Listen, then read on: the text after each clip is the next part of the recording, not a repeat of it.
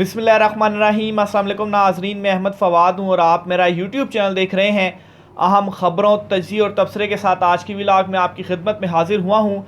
आज की बड़ी ख़बर और ब्रेकिंग न्यूज़ ये है कि चीफ़ जस्टिस कादी फ़ाइज़ ईसा शदीद गुस्से में हैं और ग़ुलामी की ज़ंजीरें तोड़ देने का पैगाम जो कि इमरान खान साहब देते रहे हैं, अभी तक इमरान खान साहब दे रहे हैं। इमरान खान साहब का नारा यही है, ये नारा चीफ जस्टिस ने भी लगा दिया है। अहम तरीन और एक्सक्लूसिव डिटेल्स आपके साथ में शेयर करूंगा।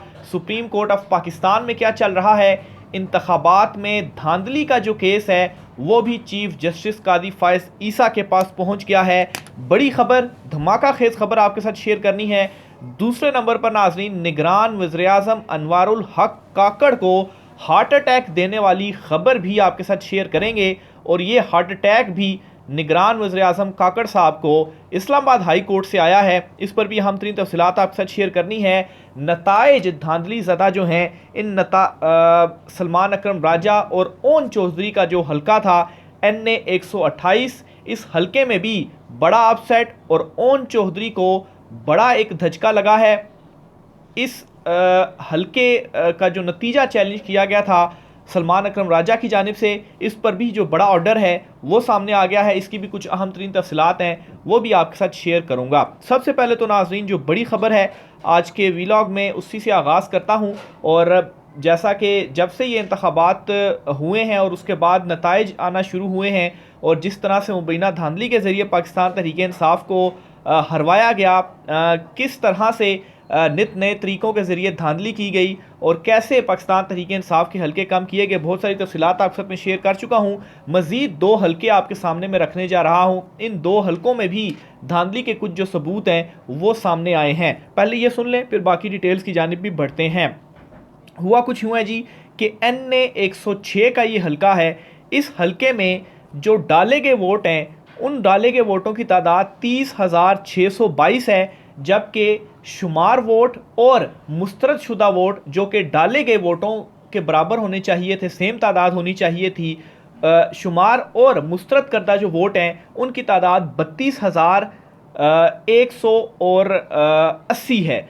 तो तकरीबन 16,000 का जो फ़र्क है वो यहाँ पर इस हल्के में आ रहा है कि जैसे कि वो एग्जांपल भी मैंने आपको एक व्लॉग में दी थी कि कुल नंबर ही 100 हैं, लेकिन 100 में से टीचर ने 110 जो नंबर है वो किसी तालिब इल्म को दे दिए हैं। इसको इस तरह की एग्जांपल से आप जो है वो समझ सकते हैं। तो कुल वोट ही कास्ट अगर 30,500 हुए हैं तो शुमार और मुस्तरद वोट कैसे 32,000 के करीब हो सकते हैं। तो तकरीबन ये थोड़ा सा मैं गलत कर गया हूँ फिगर, 3,05,622 जो हैं वो डाले गए वोट और 3,21,080 शुमार प्लस मुस्तरद वोट है। वो थाउजेंड्स और लैक्स में थोड़ा सा मैं फंस गया था।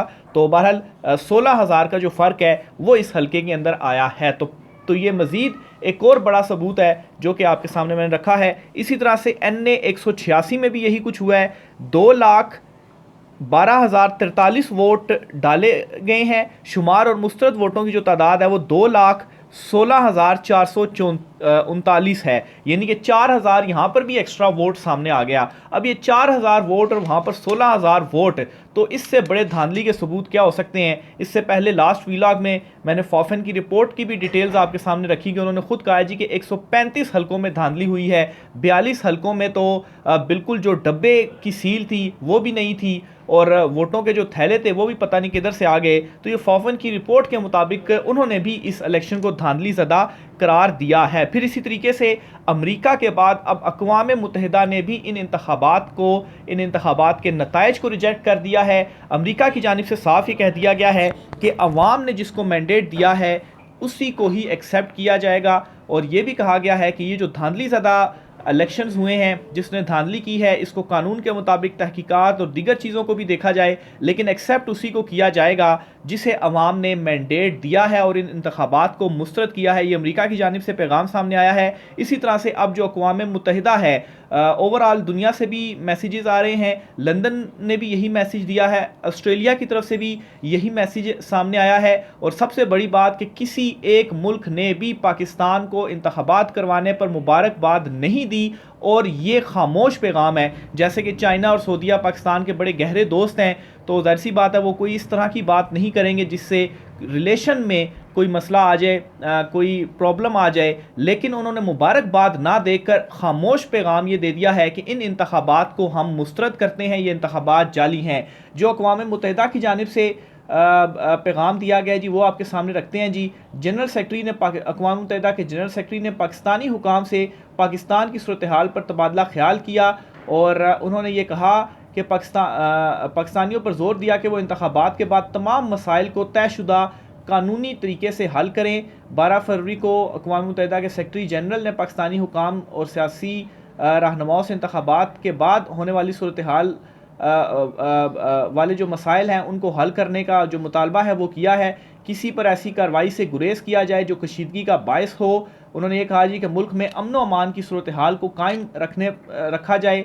इसके अलावा उन्होंने ये भी कहा जी कि इंतखाबात के बाद की सूरत हाल में इंसानी हकूक़ और कानून की हुक्मरानी के लिए पाकिस्तानी अवाम के मफाद का मुकम्मल एहतराम किया जाना चाहिए। तो ये जी एक साफ मैसेज है जो कि उनकी जानिब से दे दिया गया है। तो ओवरऑल दुनिया ने भी इस जाली धांधली ज़दा इलेक्शन को मुस्तरद कर दिया है। फिर ना सिर्फ ये बल्कि ओन चौधरी का जो हल्का था, इस हल्के में पहले तो इस्लामाबाद हाई कोर्ट ने सलमान अकरम राजा साहब की दरख्वास्त को खारिज कर दिया और कहा कि इलेक्शन कमीशन से आप रुजू करें। और अगर एक प्रोसेस को देखा जाए तो वो यही होता है कि पहले इलेक्शन कमीशन, फिर ट्रिब्यूनल, फिर हाई कोर्ट और फिर सुप्रीम कोर्ट। तो बहरहाल इलेक्शन कमीशन से जो झटका है जी ओन चौधरी के लिए वो ये है कि सलमान अकरम राजा की दरख्वास्त एक्सेप्ट कर ली गई है। NA 128 में इलेक्शन कमीशन ऑफ पाकिस्तान ने नोटिस जारी करके RO से जो रिपोर्ट है वो तलब कर ली है। यानी कि RO को दोबारा गिनती का नहीं कहा, उससे जो रिपोर्ट है वो तलब कर ली है कि ये जो धांधली हुई है 80,000 वोट हैं, ये किस तरह से इधर उधर हो सकते हैं। तो तमाम तर डिटेल RO से भी तलब कर लिया, फॉर्म 45, 47 वगैरह। और अभी तक ओन चौधरी के हल्के का जो जीत का नोटिफिकेशन है ओन चौधरी का वो जारी नहीं हुआ और जब तक ये अंडर प्रोसेस है ये नोटिफिकेशन जारी नहीं होगा। तो सलमान अकरम राजा साहब जो हैं वो कानूनी महाज पर डटे हुए हैं। अब आता हूँ चीफ जस्टिस कादी फाइज ईसा साहब के ऊपर। चीफ जस्टिस कादी फाइज ईसा आज इलेक्शंस के बाद पहली मर्तबा आप कहें कि बिल्कुल खुलकर मंजर आम पर आए हैं और एक अहम केस की जो समात है वो चीफ जस्टिस कादी फाइज ईसा की जानिब से की गई। और इस केस की समात के दौरान चीफ साहब की जानिब से कुछ इंपॉर्टेंट और अहम जो रिमार्क्स हैं वो सामने दिए गए हैं। पहले तो मैं आपको ये बताता चलूँ कि आज की जो समात में कुछ जो मेरी ऑब्जर्वेशन थी ये बेसिकली अक़लियतों के हकूक़ से मुतल्लिक केस की समात थी। अच्छा, इस केस में एक तो चीफ जस्टिस कादी फाइज ईसा साहब आज बहुत ही ज़्यादा गुस्से में थे। ना सिर्फ गुस्से में थे बल्कि उनको देखकर मुझे तो ये लगा कि वो बड़े चिड़चिड़े से भी हुए हैं और आज उन्होंने वकील के साथ भी जो पंगा है वो ले लिया। लेकिन आज क्या हुआ, इकराम चौधरी साहब बड़े सीनियर वकील हैं सुप्रीम कोर्ट ऑफ पाकिस्तान के, ये पंगा उनको थोड़ा महंगा पड़ गया और वकील साहब ने काजी साहब को खरी खरी आज अदालत में सुनाई भी हैं। यानी कि काजी साहब का एक तो नेचुरली आम वो केसेस भी सुन रहे होते हैं तो इस तरह का उनका रवैया होता है, लेकिन इस मर्तबा आज की समात में कुछ ज़्यादा ही वो गुस्से में थे और थोड़े से चिड़चिड़े भी थे। और मैं ये भी आपको बताता चलूँ कि जो वकला बरादरी है वो चीफ जस्टिस कादी फाइज ईसा साहब का जो रवैया है उस रवैये से बिल्कुल खुश नहीं है और इसका इजहार आज उन्होंने भरी अदालत में कर भी दिया है। ख़ास तौर पर इंतखाबात के बाद जिस तरह से कादी फाइज ईसा साहब को आज गुस्से में देखा है, चिड़चिड़ेपन में देखा, इससे पहले भी वो गुस्सा करते रहे हैं लेकिन वो गुस्सा उस तरह से नहीं होता था उनका जितना आज उनका जो मूड था वो ऑफ था। कैसे जी, सुप्रीम कोर्ट में ये समात हुई और दौरान समात जी जो मतरूका वफ़ इमलाक बोर्ड के वकील हैं इकराम चौधरी, उनसे तल्ख़ कलामी हुई जी। चीफ जस्टिस साहब ने समात में ये कहा जी कि मुल्क भर में कितने गुरुद्वारे हैं। इस पर वकील इकराम चौधरी ने कहा कि मौजूदा मुकदमा एक तो 6 गुरुद्वारों तक का है और मुल्क भर की जो तफसील है वो गुज़श्ता समातों के ऊपर हम जमा करवा चुके हैं, यानी कि तफसील जमा करवा चुके हैं। अब दोबारा आज की समात में वो मामला क्यों उठाना। अच्छा, इस पर चीफ साहब ने कहा जी आप हक़ाइक़ क्यों छुपाना चाहते हैं, ये सवाल पूछा जी। तो मज़ीद उन्होंने कहा सच अवाम के सामने आने से क्यों रोका जा रहा है। इकराम चौधरी साहब ने कहा जी कि तमाम हक़ाइक़ हम अदालत को दे चुके हैं। फिर इस पर चीफ जस्टिस कादी फाइज ईसा ने कहा कि अदालत का कुछ तो एहतराम करें। इस पर फिर इकराम चौधरी साहब ने कहा बतौर वकील अदालत भी मेरा एहतराम करे, यानी कि रिस्पॉन्ड आ गया जो वकील हैं उन्होंने चीफ जस्टिस कादी फायज़ ईसा जो इस तरह के उन्होंने रिमार्क्स दिए। इस पर चीफ जस्टिस ने इकराम चौधरी को वो जो रोस्टम होता है, डाइस होता है, उससे हटने का कह दिया जी कि आप साइड पर हो जाएं क्योंकि आपने मुझे जवाब दिया। अच्छा, और ये कहा जी कि इखलाक तो ख़त्म ही हो गया है। तो जब ये उन्होंने कहा तो इकराम चौधरी साहब ने कहा कि वकालत करते हुए 35 साल हो गए हैं। मज़ीद उन्होंने कहा, आप समझते हैं इखलाकियात सिर्फ आपको ही आती हैं, बार का सीनियर रुकन हूँ, मुझे भी इज़्ज़त दी जाए। तो ये जी इकराम चौधरी साहब ने चीफ जस्टिस कादी फायज़ ईसा साहब को उन्होंने जो उनका रवैया था उस रवैये के ऊपर ये भरी अदालत में चीफ साहब को ये कहा। और बिल्कुल आज गुस्से में भी नज़र आए और गुस्से में इस तरह का काम जो है वो चीफ साहब की जानिब से किया जाना, इस रवैये के ऊपर शदीद तशवीश भी है वकला बरादरी के अंदर। अच्छा जी, फिर आगे केस की समाअत जब चलती है तो इस पर चीफ साहब जो हैं वो मज़ीद भी रिमार्क्स देते हैं। और जो मतरूका वफ़्क़ अमलाक बोर्ड के जो चेयरमैन होते हैं जी, वो फिर रोस्टम पर आते हैं और वो आकर अदालत को बताते हैं कि मुल्क भर में फ़ाल गुरुद्वारों की तादाद 19 है, तमाम गुरुद्वारों की तफसीलात। और अच्छा, जब उन्होंने ये कहा जी कि 19 हैं तो चीफ जस्टिस ने कहा कि ये तफसीलात वेबसाइट के ऊपर क्यों आप नहीं डालते। तो इस पर जी मज़ीद उन्होंने कहा और सर कहकर वो पुकार रहे थे चीफ जस्टिस साहब को। तो चीफ साहब ने कहा कि मेरी बात पर सर क्यों कर रहे हैं, अंग्रेज़ दौर ख़त्म हो चुका है, अब सर ना किया करें, ग़ुलामी की जंजीरें तोड़ दें। तो ये जी चीफ जस्टिस कादी फायज़ ईसा के रिमार्क्स थे सर कहने के ऊपर। चीफ साहब को ये लगता है कि जो सर कहता है वो जो है ग़ुलामी की जंजीरों में जकड़ा हुआ है। इसके ऊपर काफ़ी क्रिटिसिज्म भी असद तूर साहब जो हैं उन्होंने ट्वीट करते हुए भी कहा कि कभी आप सर कहने के ऊपर एतराज़ करते हैं, कभी साहब का लफ्ज़ इस्तेमाल करने पर कहते हैं, कभी आला अदलिया कहने के ऊपर कुछ कह देते हैं। तो आपका असल काम तरबियत करना नहीं है, आपका असल काम यह है कि आपने इंसाफ करना है। तो आप वो इंसाफ का काम करें, ये तरबियत ना करें। और बल्कि जब चीफ जस्टिस कादी फायज़ ईसा साहब ने ये रिमार्क्स दिए कि ग़ुलामी की जंजीरों को तोड़ दें, तो इस पर मुझे वो शहबाज शरीफ का एब्सोल्युटली नॉट याद आ गया कि शहबाज शरीफ ने भी एक इंटरव्यू के दौरान एब्सोल्युटली नॉट कहा था और उसको फिर काफ़ी ज़्यादा सोशल मीडिया पर मजाक भी बनाया गया।